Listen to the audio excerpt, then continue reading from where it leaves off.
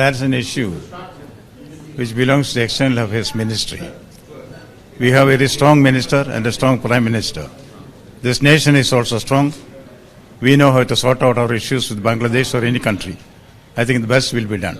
এটা একটা জঘন্য ঘটনা। মুজিব বঙ্গবন্ধু ছিলেন, বাংলাদেশের মুক্তি সংগ্রামের নায়ক ছিলেন,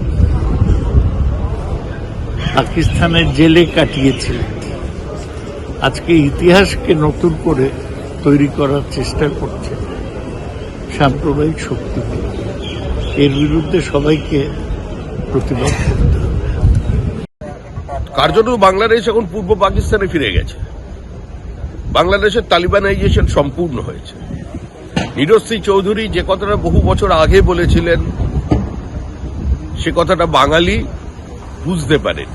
আমাদের এখানের কত কবি, সাহিত্যিক, চলচ্চিত্রকার ওপার বাংলা এপার বাংলাকে এক করে দেখিয়ে দেন, মিশিয়ে দেন।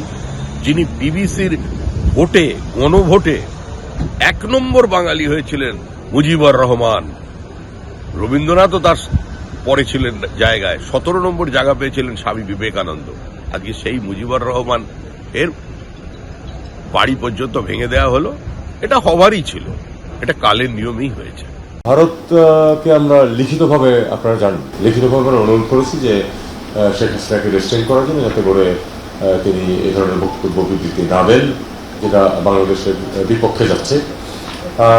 আমরা এটা কোনো জবাব পাইনি এখনো। আমরা আজকে আবার গত কয়েকদিনের কার্যকলাপের কারণে আমরা আরেকবার তাদেরকে প্রতিশ্রুতি দিয়েছি এবং অ্যাক্টিং হাইকমিশন এই মুহূর্তে নেই, অ্যাক্টিং হাইকমিশনারকে ডেকে তাদেরকে প্রতিশ্রুতি দেওয়া হয়েছে। আমরা আবার অনুরোধ করেছি যেন তাকে রেস্ট্রেন করা হয়, কারণ যেসব বক্তব্য প্রধানত মিথ্যা উনি উল্লেখ করছেন, সেটা এক ধরনের ইনস্টেবিলিটিতে প্রভাব পড়ছে বাংলাদেশে। এই জন্য আমরা অনুরোধ করেছি যে এই প্র্যাকটিসটা বন্ধ করার জন্য তারা ধুলিস্বাদ বঙ্গবন্ধুর বাড়ি, নীরব দর্শক ইউনূস সরকার। শেখ হাসিনার বিরুদ্ধে পাল্টা উস্কানিমূলক ভাষণের অভিযোগ। পলাতক হাসিনার উস্কানিমূলক বক্তব্যের কারণে জনমানুষে ক্ষোভের সৃষ্টি হয়েছে। এই ঘটনা তার বহিঃপ্রকাশ বিবৃতি বাংলাদেশের অন্তর্বর্তী সরকারের।